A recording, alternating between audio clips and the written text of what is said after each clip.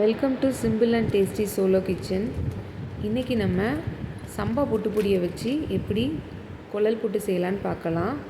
அதுக்கு நான் இன்றைக்கி அரை டம்ளர் சம்பா புட்டுப்பொடி எடுத்துருக்கிறேன்.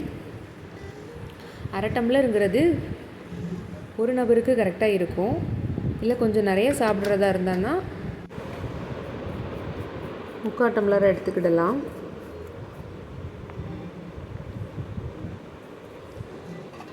தண்ணி லைட்டாக தெளிச்சிட்டு நல்லா மிக்ஸ் பண்ணணும். மிக்ஸ் பண்ணிவிட்டு அதை மாவை பிடிச்சி பார்த்துட்டு உதுத்தானா உதிர்ந்துடணும். அதுதான் கரெக்டான கன்சிஸ்டன்சி. அப்படி செய்யும்போது தான் நமக்கு ரொம்ப சாஃப்டானதாக கிடைக்கும்.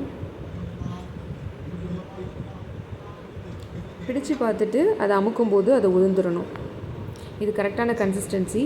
இதுக்கு மேலே இன்னும் கொஞ்சம் தண்ணி தெளிச்சிட்டு இது ஒரு 5 மினிட்ஸ் அப்படி ஊற வச்சிடலாம். ஏன்னா இந்த தண்ணி கூட இல்லாமல் அளவுக்கு அது ஃபுல்லாகவே அப்சர்வ் பண்ணிடும்.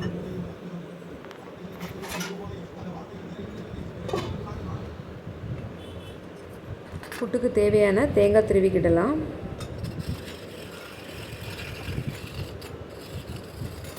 இந்த மாதிரி திருவுறது வச்சுருந்தீங்கன்னா ரொம்ப ஈஸியாக இருக்கும் தேங்காய் திருவுறதுக்கு.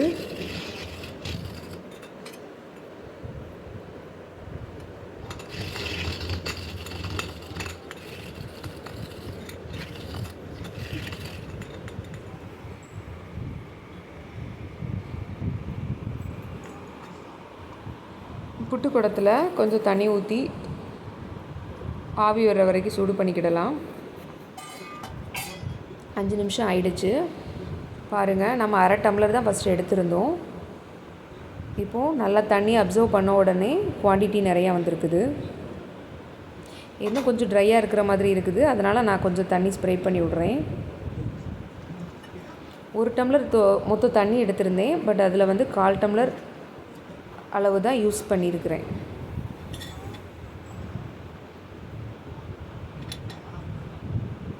குழல் போட்டில் ஸ்டீம் வர்றதுக்கான அச்சு போட்டுட்டு தேங்காய் ஃபில் பண்ணிக்கிடலாம். ஃபஸ்ட்டு தேங்காய், அதுக்கப்புறம் புட்டு மாவு,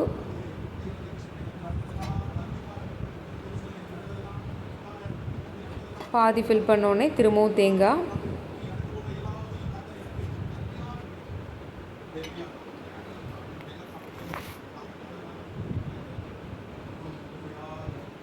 திரும்பவும் புட்டு மாவு போட்டுக்கிடலாம். இதே மாதிரி லூஸாகவே போடுங்க. உள்ளே வச்சு ஸ்டஃப் பண்ணிங்கன்னா சாஃப்டாக வராது.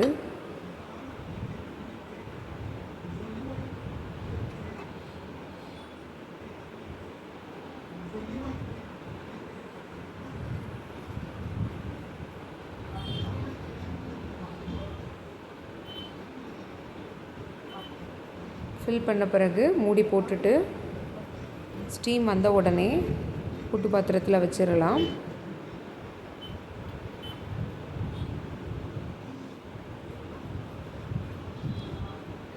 அஞ்சு நிமிஷம் தான் டைம் ஆகும் புட்டு ரெடி ஆகிறதுக்கு. அதுக்காக தான் கிளாக் காமிச்சேன்.